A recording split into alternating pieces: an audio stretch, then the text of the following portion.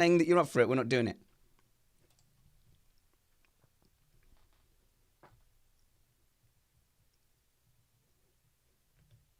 Hi there. Let's do it. Let's do it. That's enough, people. No one did it. It's fine. Let's do it. Let's podcast.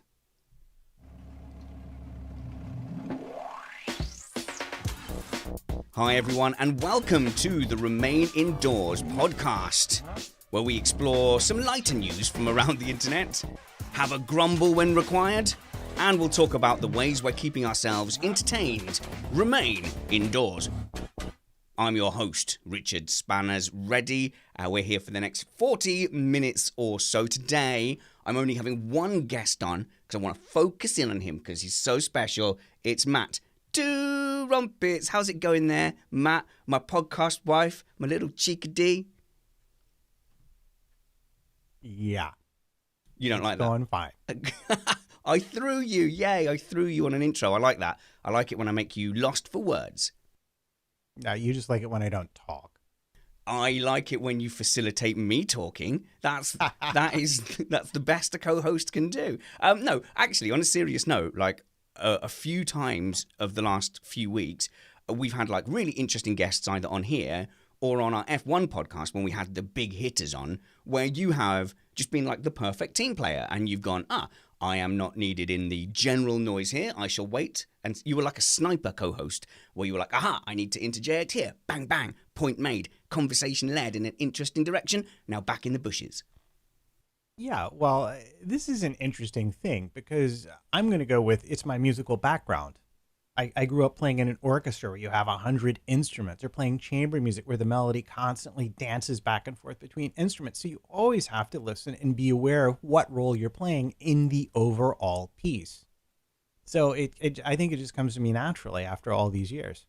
Well, I think it works, Matt. And if I didn't think it worked, we wouldn't be doing, this for the sixth or seventh year in a row. 97 podcasts a week? Yeah. How many podcasts do you think we've done together? It's got to be nearer 1,000 than 100, put it that way. It's the best part of 1,000 podcasts, I reckon. Easily, because, I mean, if we go to the way before time, we've been doing weekly podcasts for, 6-7 years now. That's too long. I don't like the way time keeps going by, Matt. But we aren't inviting a guest on today, so you and I can have a chat, so we can actually get to some of the news stories that we've had sitting here in the show notes for quite a while now. But also, we're going to experiment, Matt. We're going to try and attempt to take calls in our Zoom chat here and speak to some of the listeners in the chat room if they're up for it. What do you reckon? I am completely down for that. So what I'm going to do is I'm going to pop the Zoom invite, and Zoom have quite handily just changed where the Zoom invite is. I'm going to pop the Zoom invite into the live chat there. So if you want to join the waiting room, not straight away, but in a little while, we might get you on, say hello, and quite happy to take your comments on anything we've been talking about. Or if you would rather ask us a question, we're also up for taking a question or two. But there's an audio check function once you join there, so you can check and hear your own voice back, what your levels are like, and crucially, like what always happens on the radio, that your stream volume can't be heard back through your microphone, because that's the old radio trope, isn't it, Matt? Is you need to turn your radio down, sir. Sir, I can hear your radio in the background. Can you turn your radio down, sir? It is a classic of talk radio. Hello, hello, hello, hello, hello, hello, hello. You need to turn your radio down in the... Yeah, no, always fun. That happens loads. In fact, you've done podcasts with Alice Ryan, right? She was on the Picard podcast with us. Yes. Very, very informed, very funny.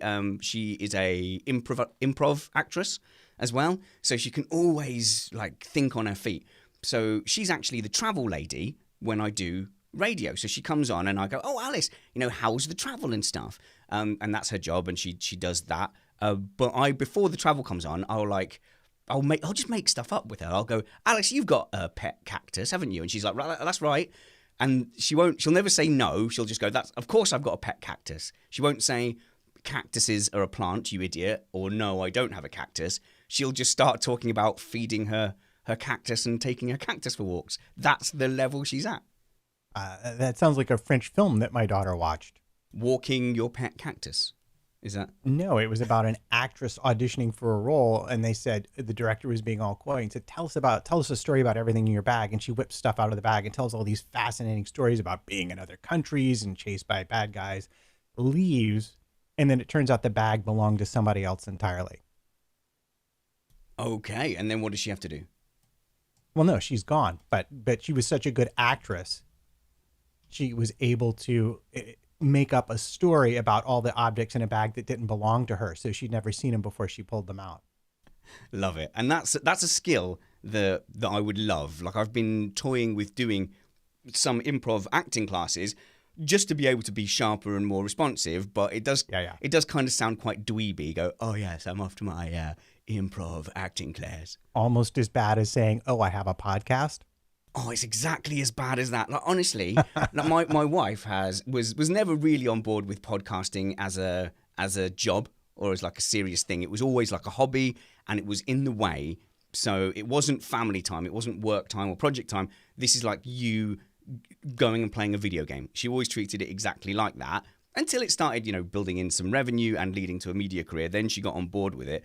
But no, I don't think I don't think she's always fully on board with it as a career, but she has started saying it to people. So she has started saying, when she doesn't say my husband doesn't have a job now, she says that a lot as well, to be fair. She goes, now that Richard doesn't have a job, we've got time to do this. I'm like, I've got many jobs. Wife. But she will occasionally say to people, oh, Richard does podcasting for a living. It's not strictly true. There's some revenue from podcasting. And then people's faces go, that doesn't sound like a thing. It doesn't sound like a thing at all. Tell you what, Matt, we've got actually some callers lined up, so we could experiment. I'm going to write down here that after 7 minutes, everything was going generally fine. And then what I'll do is we will talk some trumpets and spanners origin and get some listener feedback. But why not just try and get John Pollard into the call and see how it goes, Matt? It could go fantastically well. It could be terrible. In fact, we've got loads lined up here. So if it works, let's see where they bring the conversation. John Pollard, welcome to the shed. He's still connecting to audio. Oh, so that's the trick. We have to wait until they're connected to the audio. It's a nice team. It's going to take a minute. But while we do that, I can tell you my podcast story. And my wife has decided that all of the possible midlife crisis directions I could have taken, podcasting with you is probably the least damaging overall. You could have been one of those lycra scientists. Let's see, John Pollard, do we have you? I'm here. Welcome to the shed, John. What is your question and or comment? Oh, geez. Well, I noticed that I cut out for a second, but I noticed that someone wrote and just wanted to get a little brief history on how you guys sort of got together, but not just you guys, especially, I guess, Nick. He's in Seattle or Washington or wherever he is, but just kind of the background of how you guys all kind of hooked up together. I tell you what, John, that is actually the next on our agenda item, because we had a question from Simon Shields as well. So what we'll do is we'll combine those two and we'll fire into a bit of an origin story. It's a long and twisted and sordid tale, so I suggest you get comfortable. Thank you for being our first ever caller to remain indoors. Thanks for having us, and everyone appreciates it. I know that. Amazing. Thank you very much, John. And thank you for not making me say, sir, please turn your radio down. So look, that was a pretty successful experiment there, Matt. Let's hope that everybody is as good as John. And John, I hope you'll come back and speak to us again soon. For sure. Thanks, guys. Awesome, Matt. That was like live radio. Let's get one of our other frequent chat room people in. Let's get Lucas and say hello to Lucas, who I'm assuming will be American sounding. So we have to do this every time the audio is connecting. So what I have to do is click it and then do all my faff of saying we're connecting. Lucas, hello. What's your question and or comment? Welcome to the shed. Hey, guys. How are you? Doing pretty well. Just podcasting, hanging out. What have you got to say to us, Lucas? Oh, this audio is a little weird this morning. That's okay. If you say things, then we can listen to them, and then we can always hang up on you, and you can take the answer off air. Off air. That's pro. Okay, hang on. Sorry, guys. I'm trying to get this sorted out. Okay, no worries, Lucas. What we'll do is we'll give that a try another time. And what that's done is that has given us a full scope, Matt, of what we're facing when we do the live call-ins. But 50%, not, hang on, that's 50%, 50-50 success rate. Pretty good. I'd say as far as it goes, it's 100% success rate because we could hear Lucas just fine. He just couldn't hear us. Well, let's... I'm go on. guessing that's what it is. Yeah. Well, we can answer John Pollard's question, actually, here. Do you mind, Matt? Do you mind sharing some of our dark, sordid past? It was Miami 2012. A lot of times when people ask, how did you and Trumpet start doing stuff together? I say we were solving crimes together, actually. We were chasing down a drug syndication. He was straight by the laces, by the numbers detective. I was a wild... basically, I'm describing the plot of Dragnet, and I see how long it takes people to go, hey, that's Dragnet. Yeah, or what was the one with Mel Gibson or Bruce Willis? Or, yeah, it's been a movie a lot of times, pretty much. Just describe movie plots. Simon Shields says, hi, Spanners. I've been listening to your show since the beginning of last season. I think he means Formula One. And have never heard mention of how the unlikely union of yourself and Matt came to be, with him being US-based and all. And I must admit, one of the first things that drew me in about Missed Apex and made it stand out was the interactions between you two. Well, firstly, Simon, that's very kind of you to say so. We'll go into a bit of that right now. And Nicholas Ekman says, hi, guys. Matt, do you remember when somebody complained because I said my children were terrible and I described them as my terrible, terrible children? I do absolutely remember that. Somebody said, hi, guys, I only listen, not somebody, Nicholas. I only listen because you guys say your kids are terrible. With a baby on the way, I'm learning so much by listening to this podcast, Remain Indoors, and also your F1 stuff is a bonus too. Oh, and you guys are a bunch of bleepers, he says. Yeah, well, clearly we missed the timing boat with Dad Hub because I'm guessing about 9 months from now would have been ideal. Or maybe 5 or 6. Oh, see, Dad Hub. Dad Hub was a podcast as well. That's part of this story. I can see Mark Greenhow waiting in the waiting room. We'll get back to the calls in a little while. I think that was a medium success. I've now taken as many calls on this show as I have done on live radio because I didn't want to do it because I've got no control when someone calls in on live radio. You don't know what they're going to do. So I decided not to do it, but then producer Natalie kind of bullied me into it a little bit. And I took a couple and they were fine, but I wasn't sure what they added in that scenario because it was too high risk, whereas this is more conversational, I guess. Yeah, I think it's lower risk because we have sort of an already curated audience. But I thought usually on talk radio, your producer did the job of having a chat up with the potential people before they let them on the air at you. Yes, that's true, but a local radio producer has a different bar for what is interesting to talk about and to speak to. Whereas Natalie will just be like, "Oh, it's community engagement." I'll be thinking, "Oh yeah, we spoke to that person before," or I heard that person calling in on a different show and they were terrible and weird or xenophobic. Oh, is your paint drying? How nice! Do tell us more. It is. It's nice. It is always nice to speak to people. But I think you have to have a certain kind of show to do it. And I don't think my radio show is that platform. Here, I think it kind of is that platform. And we've got more freedom to make mistakes. Because I'm always curious that if, obviously on the BBC, it's not my bus. That's not my... Right. Yeah, so it's somebody else's train set. And you have to make sure you're respectful of that. So... I have to be less myself, if that makes any sense, because some people, Matt, believe it or not, have said that I'm a little bit Marmite. Like you either like me and get what I'm doing, or you think I'm a terrible human being and you never want to listen to me again. Well, I've never seen any evidence that people dislike you. Okay, let's talk some percentages then. So obviously, like, I am less myself. I never go full spanners when I'm on the radio, because if 30% of people didn't like me on radio, that would be a disaster. That would generate a lot of complaints, and I'd get taken off air pretty quickly. Whereas with Missed Apex, I reckon, yeah, so like, sorry, on the radio, 30% hate me, but 30% really like me, that's a disaster, because the complaints would outweigh the people saying, oh, this is really good content. On a podcast, that's exactly what you want. You exactly want the people who hate you to get angry and go away, and the people that like what you're doing to hang around. Yeah, well, I mean, you have to a certain extent, if you're going to do a podcast or essentially talk radio, you have to find an audience that's down with what you do, and you can't do it by being everything to everyone, because that's just boring. So you have to have a point of view. All right, and people can agree or disagree. You just called my radio boring. But yes, you have to scale it back a little bit, and you have to be less yourself.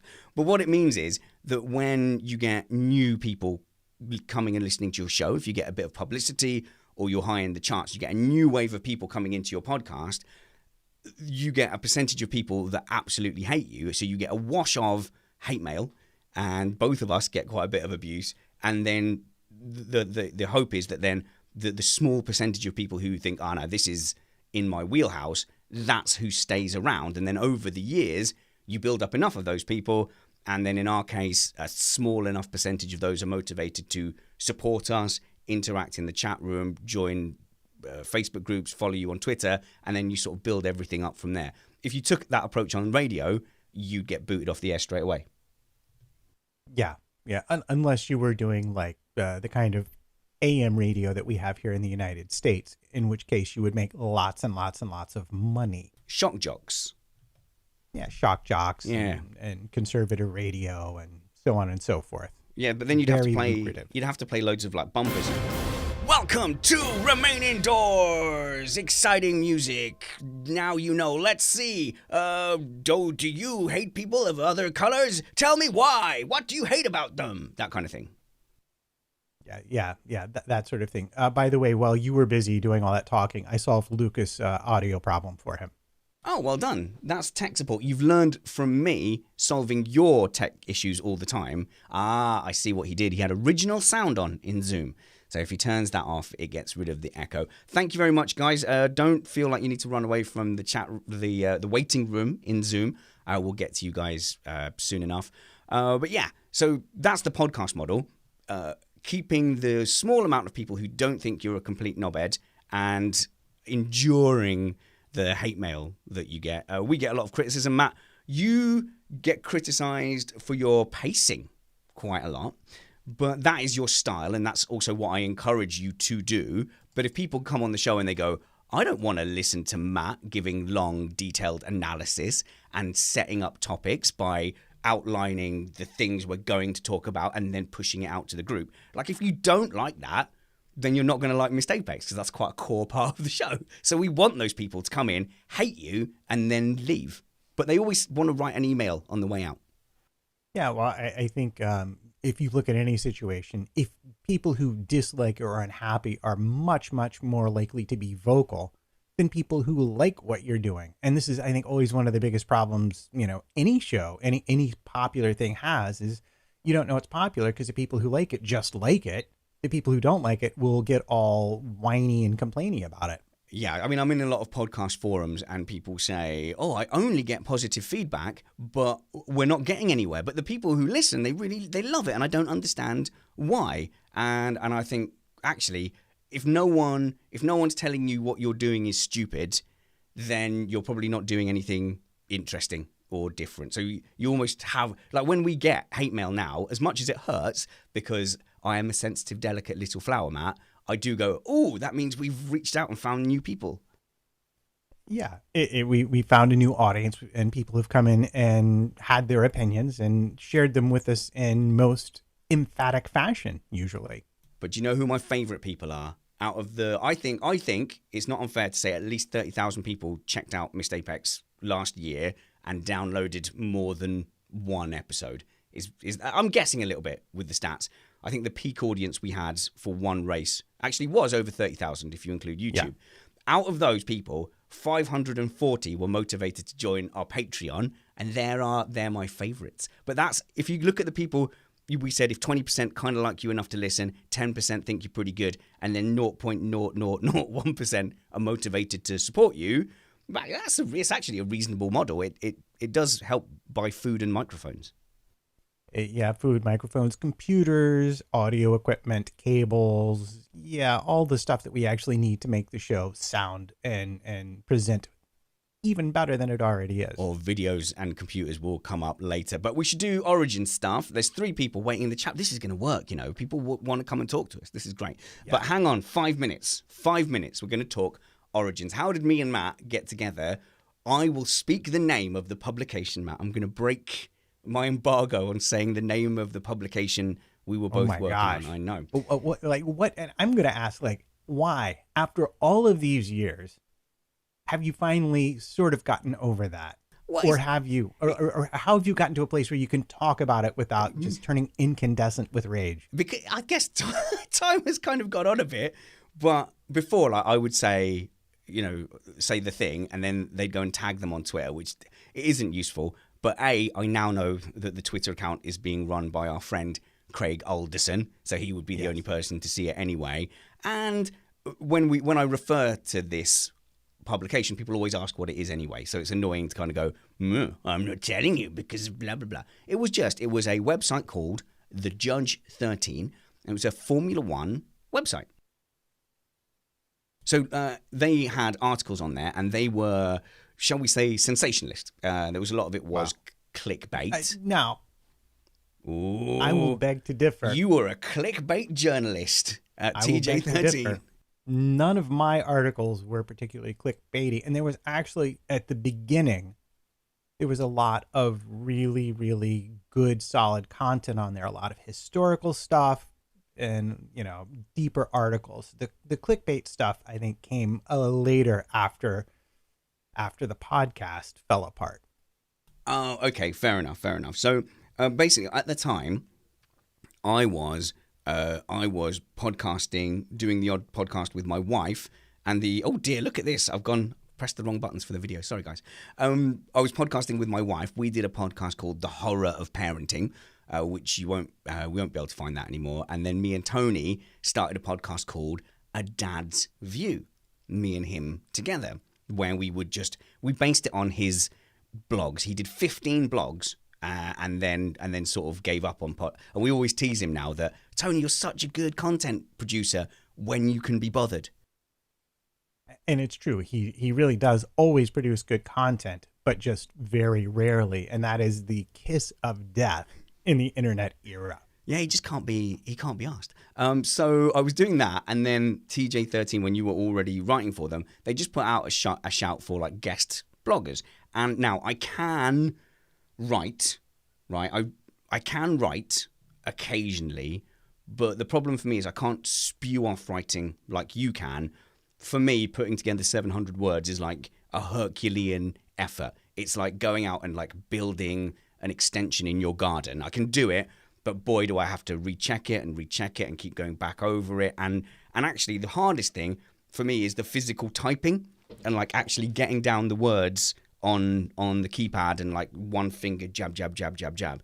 I have no flow. And then because I've got no flow typing, it breaks down the flow of what I'm saying. So whilst I can write, I think it's a Herculean effort, because I didn't grow up with word processing in schools in our backwater of Colchester in the mid-90s. It was like a side thing. It was we would go and do a word processing lesson one day a week. I wouldn't pay attention because I didn't pay attention to anything.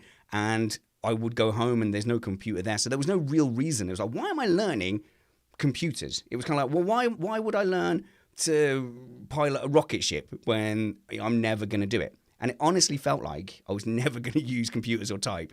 And also when I came out of the military, I never had, that was when the internet was all kicking off, early 2000s. So all through my army career, I was looking at people using computers and thinking, why are they doing that? What are they getting out of it? And I thought the internet was always just going to stay as this kind of low-level thing, which was just a way of accessing some information. I basically thought the internet was just going to be a slightly better library. if that makes sense. So I never like glommed onto it. I was like, oh, I must do internet. And the first time I had a computer was probably 2009. And we were connected to the internet, but I never used it until like 2013. So honestly, like typing, word processing, all of that, I was so behind. Yeah, I think we got our first computer in like 98, right around when I actually got married. And the internet became very rapidly.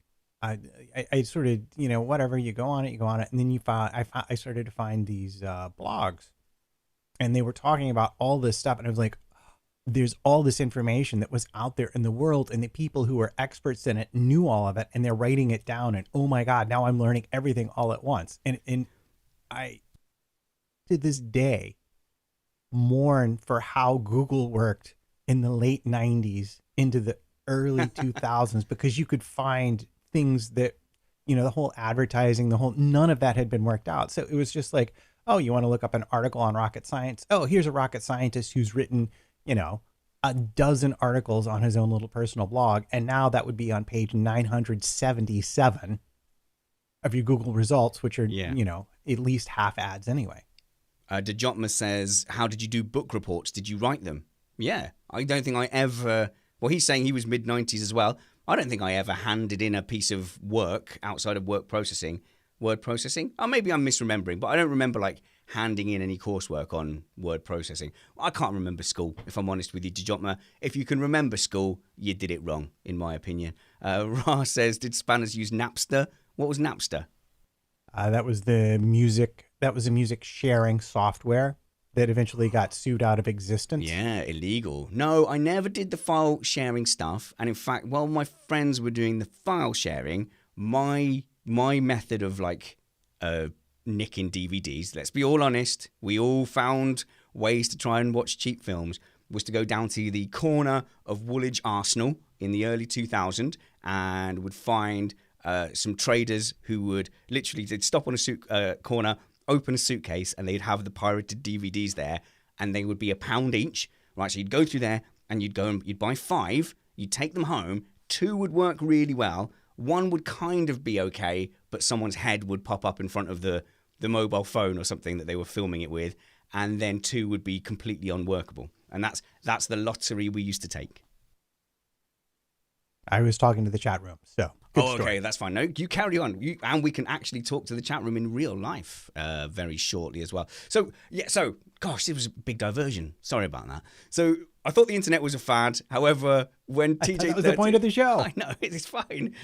We'll just hang out here for a couple of hours. We can't do that because I have to share my stupid shed because she needs to earn stupid money as well. And now she keeps calling it our shed. Like, no. Not you didn't bleed for the construction of this shed. Shed. She's joined your little clubhouse, has she? Our clubhouse apparently. More on that at 10. But yeah. Well, fair enough though. You're going to get a new computer out of it. Okay, so how far have we got? We've got to the point where I wrote a blog for that website. Okay, that's good. Let's pause there and let's give Lucas another shot. Let's see if we can get Lucas in on the call. I felt like I needed to break that up because I was basically waffling. And we've got Stephen there. And I'll tell you what, Mark Greenhow, get yourself dropped back in again. Hello, sir. Hello, caller. Welcome to 105 Shed Radio. How can we help you, Lucas?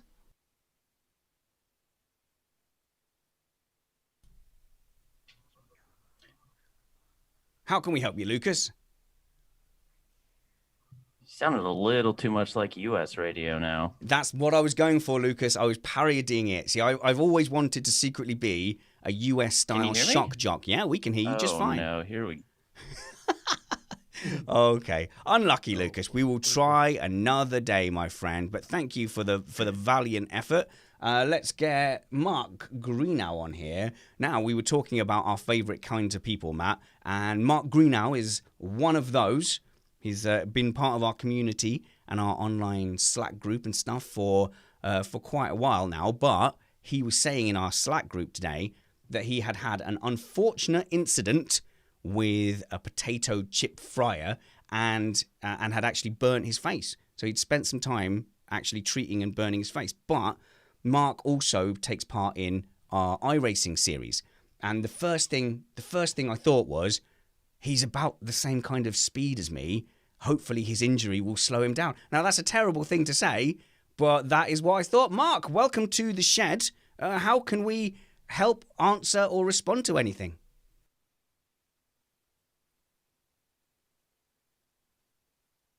Oh, hang on. I have to unmute him. There we go. If I unmute you... What's your question, Mark? No, I was going to ask initially about how you got together, but that one's already done. So maybe I should tell you my story about how I basted my face tonight. I would love to hear it. So you and I are similar kind of positions when it comes to the iRacing tonight. So the most important question is, are you sufficiently hurt that I will now be much faster than you? Yeah, well, you are much faster than me. You can also keep it on the road, which I find it really difficult to do. How did you burn your face, you big potato? So I was making potatoes, Hasselback potatoes. Have you heard of these ones? Where you kind of slice halfway down. It's like a roast potato, but when it's raw, you slice halfway down all the way along. Oh, and you cover them in fat, put them in the oven, and then halfway through you've got to baste it so you get maximum fat inside the potato. So I was doing that, I was basting away. I'd had a beer, and kind of as I was basting away, the spoon got caught on a potato, and I flicked it in my face and screamed and ran to the tap and oh no! In the shower. Were you on your own, or was this someone? No, the house was full. Everyone came running. Oh no! So the first thing my wife would have done would laugh. She's not sympathetic in many ways. She's a horrible, horrible person. How did your wife react? Did she go into full on like doctor mode? Actual doctor mode, yeah. She surprised me. That isn't a normal thing. She just kept throwing products at me. Put this on it. Put this on it. Put this on it.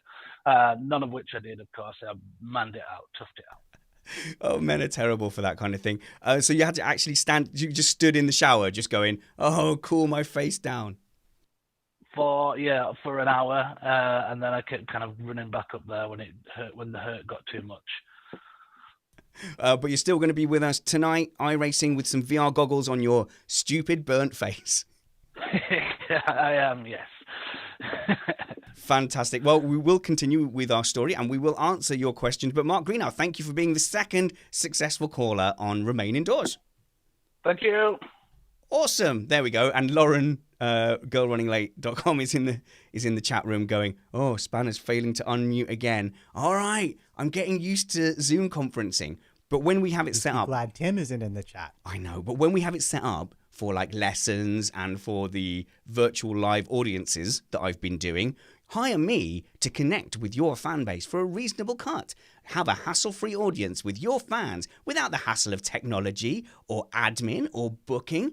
Can't take credit cards? Don't worry. RichardReady.com's got you sorted. Richard Ready for your virtual live audience needs. Not a bad impromptu advert there, if I'm honest, Matt. But yeah, it was pretty good, wasn't it? It was all right. Yeah, no, I was actually, that was good. That was good. You might have had that on Tim a little bit, I'm just going to say. Could have scripted it, but no, just wrote it out. I'm better than Tim. Well, in fact, let's get Tim on and let's have a DJ off. Let's make it official. Let's have a DJ off. John McClintock says, "Can I pay extra to have Spanners hassle my fans?" Yes, that is a feature. We'll definitely get that in. Thank you, John. John M. Actually, he's one of our patrons in Missed Apex as well. He has done, this is a right tangent, this is as well. Remind me to get back to this. He's done basically a Spanners and Trumpets bingo board. Did you see that? I may have at some point seen that, yes. I've written it down, John. That was very good. We will cover that. We will cover that towards the end of the show. What was I saying? Oh yeah. So for all those things, it's useful to have everybody come in on mute. So we've had to change the setting where everyone comes in on mute. And yes, Lauren, sorry, I forgot to unmute you yesterday, which was very rude. Go on then. Let's take Stephen. He's been in the chat room for a little while, and let's see if we can get interesting stuff from him as he joins the audio. I'm getting the hang of this now. Oh, no. Do I have to unmute him? No, I don't. He's there. Stephen Armstrong. Welcome to the shed. Hey. Welcome to Can you guys hear me? Yeah, we can hear you, Stephen. What's your question or comment?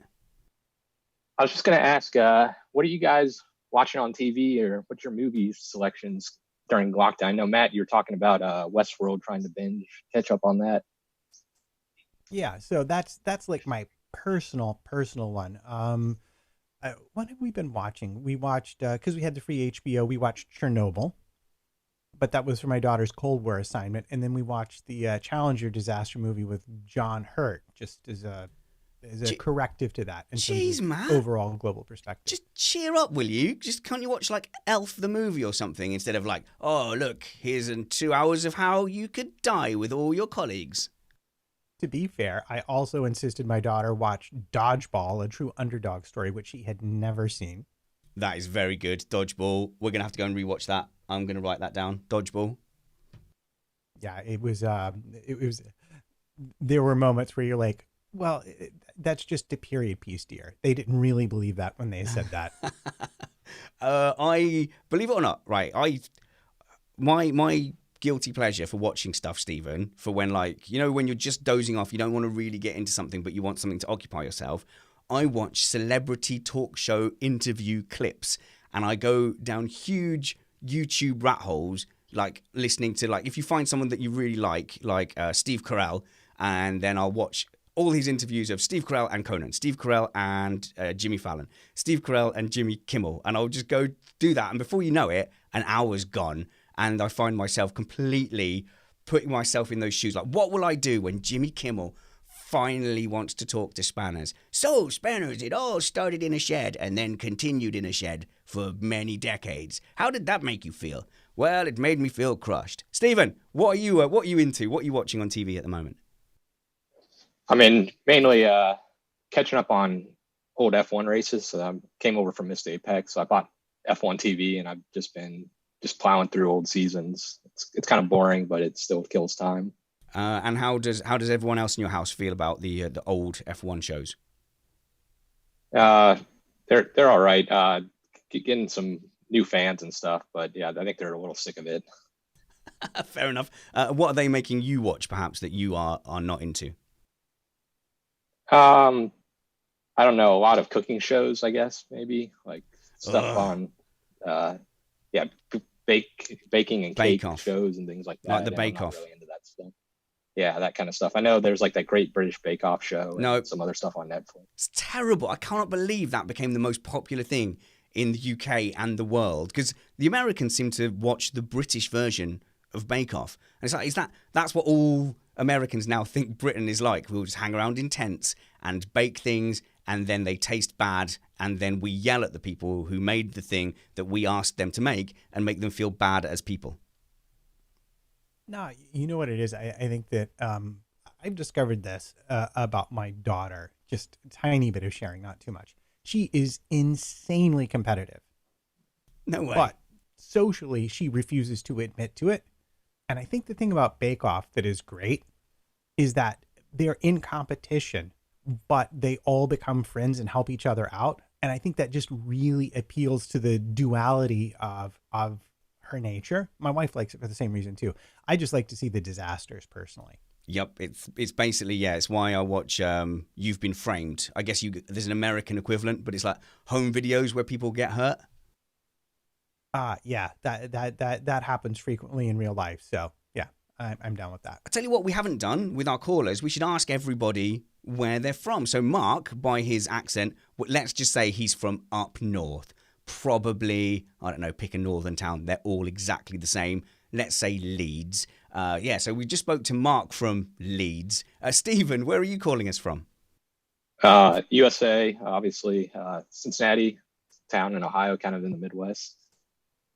Awesome. Nice town. See, to me, that's the kind of area. Like New York, I can get on down with. Manhattan feels a bit like London. And Florida, I can kind of imagine, because that looks like a holiday resort. But when you go to those kind of Midwest towns, to me, they only exist in movies and not in real life, Stephen. Like, do you live in like a small town with like one road and it's all like dusty and all the towns are made of wood, all the houses? It's actually a pretty big city. I think it's got like 2 million people in the area. So. Well, there we go. That shows off my ignorance. Stephen, thank you for coming and chatting to us. Sorry we kept you hanging around for so long, actually. Beg your pardon. No problem. Glad you guys got to talk with you. Let you go. Thank you very much, Stephen Armstrong. What a fantastic success. I think we'll call off the call-ins for now, Matt. But if we, I don't know, 1 in 3, 4, 5 shows, have it as just you and me and speak to some people in the chat, that might be all right. I think that would be just fine. Mark Greenhouse says he's from the Lake District, which for you Americans is a small village just outside of Leeds. So there we go. On with our story. He's not going to be happy with that, Matt. He's not going to be happy with that at all. So you were writing. What kind of pieces were you writing for this website, TJ13? Well, it's an interesting story. They actually asked me to write because of a comment I left about the. Do you remember when Mercedes did that quote unquote illegal tire test? Yeah, we remember 2013, that. Yeah, I was actually around, and I followed it sort of all day long on Twitter and was in the comments and talking about it. And then at the end of it, Ross Braun had made some statement about why he thought it was legal, and just into my head jumped the most perfect comment in the world. And if I can find it, I'll bring it to our next show and read it to you. But essentially, it was about how they justified taking it. It was funny. And that night, I got an email saying, "Hey, you're a good writer. Why don't you write stuff for us?" I was like, "Okay, sure, why not?" And so I started off writing F1 as a soap opera. And then I did some editorial cartoons. And then finally they said, "Hey, we need someone to do race coverage. Would you cover the races?" And so I did. I had a whole series where I would go through and all of the scrutineering documents. I would make comments on them, like funny little comments about the scrutineering documents, and I cover qualifying, the practices and stuff like that. And then after, I don't remember exactly how long of that, I did do one article on John Malone buying Formula One in 2013. I just have to throw that out there as an "I told you guys so" moment. Really? You're picking this for a 7-year-old "I told you so"? Right, okay. I have a long, despite what you may think about my memory. No, it was actually, I was very proud of it. It was like a 3,000 word article. It was like a deep dive, and I was very proud of it. So that's why I actually bring it up. But anyway, and then one day they just sent an email and said, "Hey, do you want to do a podcast thing? Do you have a microphone?" I'm like, "Sure, why not?" See, and by that time, I'd already been brought on board. So I just did my little fluff piece blogs. I'm not a reporter. I'm not a journalist. No aspiration to be whatsoever. I think it was vaguely amusing and frivolous. And they said, "Oh, yeah, that's cool. We'll print that on." And, this is a very kind of medium-y website. But they did have a following. They had like a cult following, if you like. It was quite a narrow... It's hard to put my finger on it, but they definitely weren't mainstream. They had a different feel, had a different type of readership who used to argue viciously in the comments as well, and that's a community built around that. Yeah, and that was the reason why I was there in the first place. Is when, as I got back into Formula One, I went to Planet F1, and the people in the comments were, "What's the word that I can't use on air?" It was that one, yes. And then I would go to this blog, and they were even more exclusionary and nasty. And then one day this popped up in like a whatever. I read it and I left a comment, and people were not mean and nasty. I was like, okay. So then we began having conversations. You get to know people, and then that's the place you hang out. And they've done a great job of building sort of that community. And actually, one of the reasons I like the communities we've had in Missed Apex, even on our Facebook group, our Patreon Slack group, is we do moderate it, and our chat room as well. Like if people start being abusive in there, we do moderate heavily, ban hammer. My Twitter's a nicer place because as soon as someone comes at me for the second time, we'll get one in. But once it's two, it's like, oh, all right, you don't like me, I get it. Block. I've done you a favor there. We've always curated those communities, and I think that's how the best communities come about.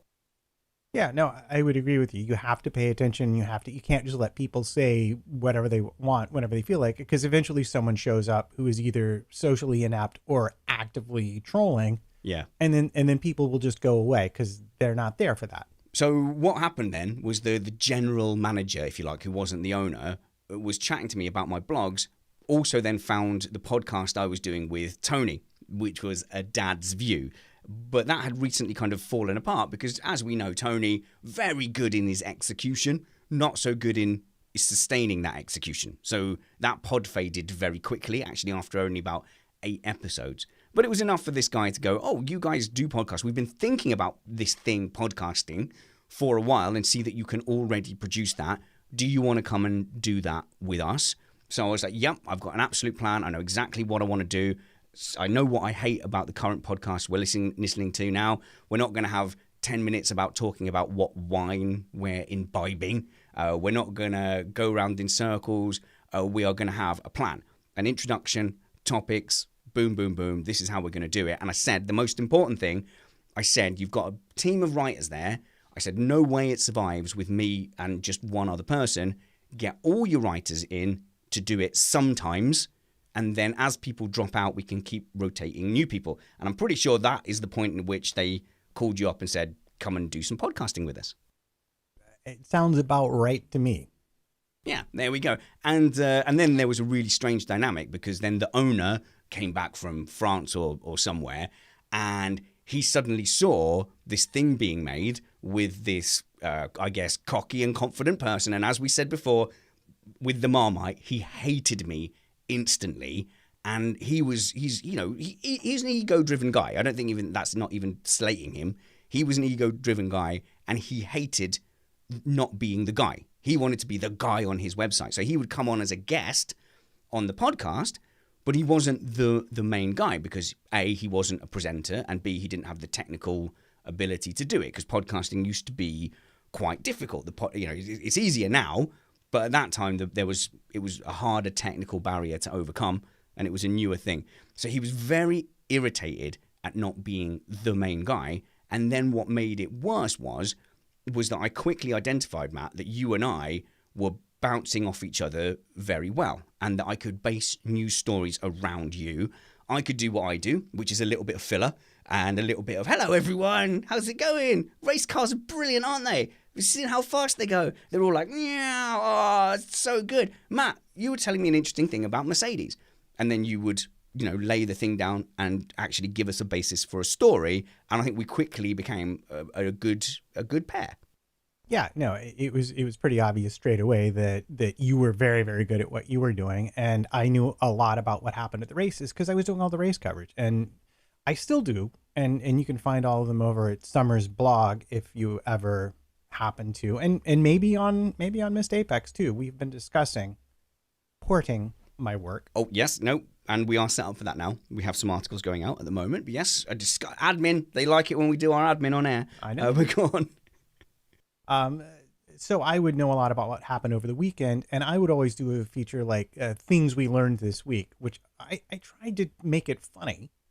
Oh, yeah. But also like about critical things. And I had this great idea that originally I was like, everybody like find one thing that you learned this week in this style, but then nobody did it, which, didn't surprise me. So then I would come up with like 10 of them and give everybody them, and they still didn't quite get what it was supposed to be about. But I think that has survived to this day into like where the race was won and lost, and features like that, where we were telling the story of the race, but not just directly chronologically. Oh, the lights went out. Oh, this guy hit this guy. Oh, this guy hit this. Yeah. That's like just, That was one of the things I said immediately. I said, I don't want to report what's going on in the race because everyone watched the race. There's so many podcasts, even with like football or tennis or whatever, and they just tell you what happened in the event. I watched the event. You don't need to tell me what happened in the event. You can remind me the thing you're talking about, but if you're not giving any insight or discussion or having the same debates that other people are having around the water cooler and at work and in the pub, then what's the point? Like, why are you there? That's why I said so. We can't just be full on journalistic. It's got to be a mix of the two. And so the way you were approaching it, actually, it complemented because you were more journalistic than I was. So we met. Not quite in the middle, but we met some of the way over to where you were. So it was good. But you were saying not everyone was quite getting the memo on what to do for the segments and stuff. I would get called in for Skype meetings by the website management where they would tell me off. So on a Monday, we used to record it on a Wednesday, and then on a Friday they wanted to talk to me, and it was like a debrief every week. They would give me a debrief of where I personally was terrible, where jokes that I said weren't funny, didn't land, bits where I was annoying. So basically, he wanted to sit there and tell me for half an hour or an hour what about me he didn't like. And he was doing that on a weekly basis. I don't know if you realized that at the time. No, I didn't realize that at the time. And just like, wow, that's the way to manage people. Yeah. Yeah, and so that was when it started kind of, the relationship started breaking down, And I kept saying, look, I'm producing it. I'm putting all the time and effort in. You can't micromanage me to that level because essentially, you know, I'm producing the whole podcast. I'm doing all the editing. I'm setting everyone up. All the technology is coming from me and I'm your presenter. And he turned around to me and he said, well, you know what? I'm in the big chair and you're not. Literally said that to me. You're in the big chair and I'm not. And I went, oh, okay, that you can't continue from there. So I just went, oh, okay, look, it's been a really difficult decision. I don't think I can deal with actually the stress you're putting on me for a free podcast that wasn't getting paid, that was taking me around about 12 hours a week to produce that 1 hour of podcasting. So I said, no, I'm sorry, goodbye. What he didn't realize was he didn't remove me from the WhatsApp chat. So I watched there for 3 weeks as he was telling everybody how terrible I was, and he was trying to organize everything with him hosting it. After 3 weeks, realized what hard work it was and completely binned it off. And that was the end of the Judge 13 podcast. That was, but in the meantime, you had realized that there was a tangent to be followed with your friend Tony. Oh, right, yeah. So from there, we then went, okay, we're going to do a Dad Hub podcast. We're going to pick up. In fact, it was a dad's view. We're going to pick up again. We're going to do it, Matt. But what I've learned to Tony, I said, what I've learned is that you're too unreliable to do it every week. So we need to bring other people in. So yourself and Simon Dan, who is now like the world's biggest flat earth denier with 1 billion YouTube followers. Absolute git. Fluke. I know. If he ever listens to this, you can tell him it's a fluke. He couldn't do it again. I mean, and if you think about the odds, there were like 5 of us. And there's the 2 of us. And somehow he was the one who wound up making millions of pounds a year on YouTube. How did that happen? I mean, surely we would have had better odds. He's easily the least attractive out of the 5 of us that started that. And there was Darren Neal as well, who he still has the YouTube channel, The Neils Next Door. So we had the 2 Americans, me, Tony, and Dan. And then we sort of head off from there. I did promise that I wouldn't do another Formula One podcast while they were doing one. So we covered Formula E for a while, and that's when we got Chris Stevens on board, who's a proper journalist but annoying and young. And then when TJ13 stopped doing F1, we went, oh, okay, we can go back to doing F1 now. And there we go. Origin story, Simon. Are you satisfied? Hopefully that's origin story enough. Is that close enough? I think that is an accurate representation of the facts as they sort of kind of happened. Good. Right, well, I'll tell you what, we're at 52 minutes, right? And the whole point of not having a guest on today was actually to talk about some of the news stories that have been building up. So we've not gotten to any of those at all again, and we're 52 minutes in. Yeah. As usual, we've ignored the actual news to just chat about whatever is on our minds, and apparently people don't entirely hate that. Well, I watched the live stream numbers. For example, there was a story last week that we were talking about, and like a quarter of the audience dropped away, and I went, yeah, we best wrap that up. People are not into that. So I tend to watch the live stream numbers, and while they're steady, you go, oh, it's okay, we can carry on. But it's just you and me, Matt. I've not got a lot to edit, even with the callers in. So I want to go and quickly talk about homeschool, Matt. That's where I want to go next to finish up, because I tell you what, today wife was working in our shed. Yeah, that's my impression of her. Our shed. It's not. It's my shed. All right. Oh, and by the way, Matt, do you ever row with your wife when she does an impression of you? Because I'll tell you what Nicola's impression of me is. No, not about that. No. Nicola will always go, all right, well, you turned around and you said it was your turn to use the shed, and that everything in my impression, she adds that on the end, and that's my voice. So she goes, and today I went, do you know what? 15 years, anytime you've replayed back to me what I say, you've ended it with, and I said, do you know what? It's a bit rude. And she went, do I do that? I said, yes, every single time. Yeah. But anyway, I nearly cancelled school today. Nicola was in the shed.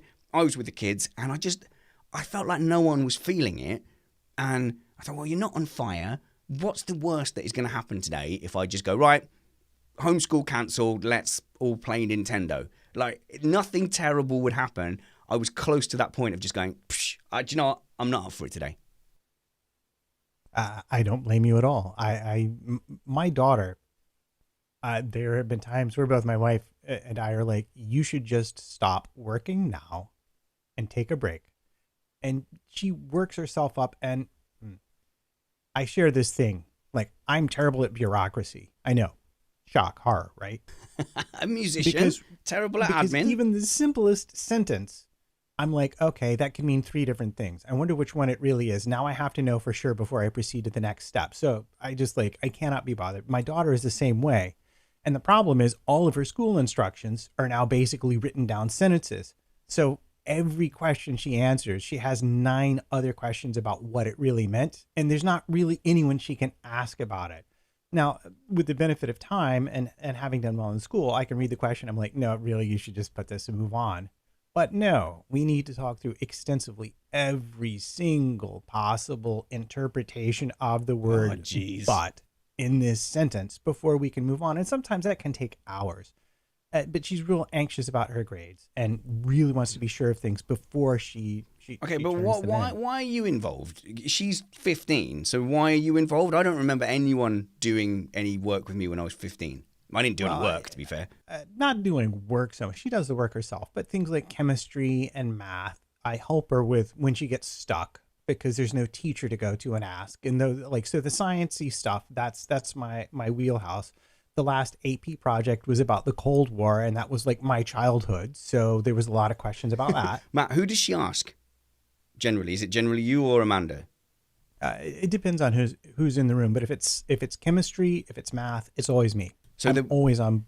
That's and nobody else. There was 3 of us, so there was Treeface, Vivi, and me sat around the table. I'm on the computer doing stuff, and she is doing some homework on my wife's computer, and then the boy is doing some English. Wife walks in from the shed. Vivi pops her head up and says, Mom, I need help with... And my wife went, I'm busy. I'm going back to the thing. Ask Dad, right? And V went, oh. And then under her breath went, Dad won't know. I went, oh my God, Dad won't know. So Dad will know. And then I was like, I will know. How dare you? And she went, okay, I made this app disappear that's got my schoolwork on it, and I don't know how to get it back. And I was like, oh, okay. No, you're right. I didn't know. But luckily, Treeface was like, oh, I can do it. So he did it. Yeah, anyway. Yeah, interesting. So you have been kind of sucked into her world and this fact-checking world. And I guess you're feeling the stress of it as much as she is. Yeah, well, I mean, for me, it's a time stress. Like, I don't want to, she wants to spend longer agonizing over each answer. And I'm like, just turn it in. It doesn't matter that much. She's like, no, my grade's down to 96.375. And I got to get this right to get it back up. She gets really into that. And now, like, we're doing a chemistry video. So now today, after we're done, I get to go spend 6 hours editing a 10-minute video to make it exactly right. And the worst part of that is when we recorded the video, I'm like, oh, let me record for my camera too, because we had a fixed camera. Could we do close-up shots? And she's like, no, don't do it. I'm like, oh, come on, what could go wrong? Well, apparently what could go wrong is my hand could accidentally wander into the frame multiple times while we were recording. So I'm having to relearn how to use this old video editing program I downloaded 7 years ago for like one thing. So you ruined it. You ruined everything, Matt. Yeah, it's pretty much all my fault. But thankfully, I was able to technologically fix it without too much effort thus far. So I've had some good news on that front because wife has been trying to video edit as well. So she's got one of these. She's been running vocal schools for a long time in 3 different towns. This is her business. This is the one when I said we had to kind of shut it all down because, and we took a hit because the government was. I'm not going to say irresponsible. No. I didn't say that. No. The government. That's my opinion. Your opinion. I think they're irresponsible as you know what for not looking up for all of their citizens. But I think I'm gonna say it in a slightly different way. I'm gonna say that the government's line for when things should have been shut down was after our personal line for when we felt we needed to shut down the things where we brought a lot of people together. So we had that line. We made that decision independently. The government made that decision sometime later. So that's it. That's not a criticism because I could be completely wrong and I could have been over paranoid. Yeah, I mean, if we think about it, I should have woken up on Kyle's couch this morning. Oh, don't, Matt. I was trying not to think about that. Oh, the missed Apex live karting, the highlight of my year, 2 or 3 times a year. It should have been this Saturday. So I'm not going to grieve. I'm not going to sit and grieve that. I was trying not to think about it. The iRacing stuff that we're doing online kind of makes up for it a little bit. We're live streaming that tonight, actually, from 8 p.m. Search for Missed Apex Motorsport to watch what it is we're doing. Oh, Matt, you've made me sad now. Now I can't think about anything else. Yeah, I accidentally do that a lot to my entire family.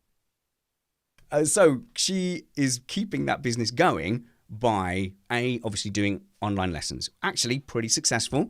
I'm thinking actually of opening up what she does for her Tiny Tots, because Tiny Tots aren't very interactive anyway. So apart from saying hello, generally they just watch what my wife is doing, and my daughter joins in and they do a lesson. She does a lesson to my daughter and to the camera, and it's like loads of fun. Like me and the 9-year-old boy have been sitting and watching it, when actually it's aimed at preschool to year 2, but we're watching it going like, yeah, I want to do the tiger tango, oh yes, I'm a steam train, chugga, all that kind of stuff. Anyway, it's great fun.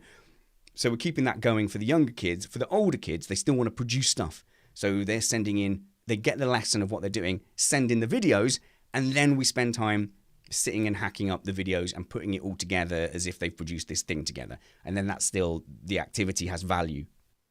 Yeah, no, this is where I am with my online classes. The school where I teach, I'm now teaching online, and it's the same thing. I do a live lesson with any kid who shows up for the Zoom call, and then I video the lesson and put it in a thing, and they're going to do a virtual concert. So I'm going to have to create parts. I'm going to have to create a track. The kids are going to have to try and play along with it, and then I'm going to have to edit it all together. And that's going to take, like, I'm sure 10 or 15 minutes. No, not at all. It's horrible. Well, because I said to the missus, like, I know the buttons to press on a video editing software thing, but I'm not an expert. But I can hack something up. I can render it. I can move and crop and move the thing around. It's not going to look amazing, but it's workable. She completely underestimated how hard it was, and she was like, "Well, just show me what to do." I'm like, "What do you mean?" She's like, "No," and like, it's taken me like a year to get to grips with just the basics. And she's, "Well, show me what to do." No, you're not going to learn a brand new skill in the course of this week. Actually, she's a pretty amazing lady. She's gotten to grips with it fairly quickly with me over her shoulder. So the hardest thing is knowing where things are and what buttons to press. But she's sort of functioning, and then she's doing it. The good news for me is she's come up against the hard limit of what our hardware can do. And I've been saying to her for a year, I'm really struggling with my projects because we can't hack up stuff. I can't do proper video editing. I can't do the things I want to do easily. And she's like, "Don't be ridiculous. Don't be ridiculous. It's a brilliant computer. It's like a rocket ship in there." Until she's come up against the limits of it. All of a sudden, she seems very open to a business upgrade. Funny that, isn't it? Funny thing. It's almost like how the shopping always happens when the wine bottle is half empty. Exactly. And I am painting a really kind of selfish, horrible picture of my wife. You are? Yeah, I know. Yep, and that's it. Yeah, that's it. The comment. That was the end of the sentence. That was the end of the sentence. No, she's lovely. In fact, I was going to get her on Remain Indoors with us. We have a microphone that's been sent back to me by one of our panelists. So that means that we can have guests from within my house, including Vivi and Mrs. Spanners. That's pretty awesome. I'm looking forward to that because we can finally do admin for the Missed Apex music project. That's it. They love it when we do our admin as part of the show. Look, we're going to wrap this up, Matt, and I wondered whether we should do a show with just you and me, and I'm really glad we've done it. So I think some of Remain Indoors, we can do this, do some on-air admin, get people on to chat to us from the chat room as well, and just swap some old war stories as well. I think that's a nice mix. Maybe guests on Monday, Tuesday, Thursday, then the next week, Monday, Tuesday, and then us every second Thursday. That sounds all right. It sounds fine to me. It's always fun to hang out. And I'll just finish off the education thing by saying my children have been telling me off. It turns out I'm not always the most mature person in our online, in our at-home, our school at home. The kids had to say to me, "Daddy, it is school time now. Like, we need to concentrate." And I was like, wow, they told me off. And my little girl got into her school uniform yesterday. She was like, "Nope, I'm taking it seriously. I want to get into my school uniform." Because I had been, by every problem that comes up, I keep filling in the backstories of the characters. So it's like, oh, Steve spent a third of his money and he now has £1.75 left. And I'm like, and then the question is, what was the total spend or whatever? It's like some maths question. But I'm like, yeah, but Steve, He's recently been divorced. His wife took him for everything, and these were his last pennies. And I'm like, Steve, why are you wasting your money at the sweet shop? No, Steve, no. And then the kids are like, okay, Dad, look, we're doing maths. Yeah, I know. Sometimes they are a little more serious than I am. It's true. All right, let's get out of here before we run out of steam and before I get kicked out, because apparently my wife having to make money editing things is more important than us doing this for nothing.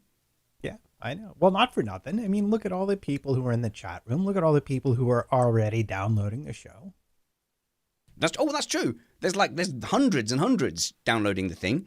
We're not near the 1,000 mark yet at all, but we popped up in one of the categories of iTunes, so that's good. All right, then, fine. It's worth doing. Oh, yeah, sorry, Matt. I forgot to tell you. Hey, Matt, we popped up in one of the categories of iTunes in the charts. I'll fill you in. I'll fill you in later. But obviously, I just gotta. I'm in my head. I'm already imagining exactly how niche the category is. Yes, that's right. And you can. I mean, for years for the F1 one, I never quoted the sports chart position. I quoted the professional sports category, because that got rid of the fishing ones, and it got rid of all like the participation sports ones. And then it's only been the last year or so where we've been in the main category, and suddenly no one's heard me going in the professional sports charts. Now I just say in the sports chart. So yes, it was a fairly niche. How did you call it? Niche. It was a fairly niche category. That's true. But hey, it all counts, guys. We're gonna get out of here. See you next week. Until then, be kind, work hard, and have fun. This has been the Remain Indoors podcast.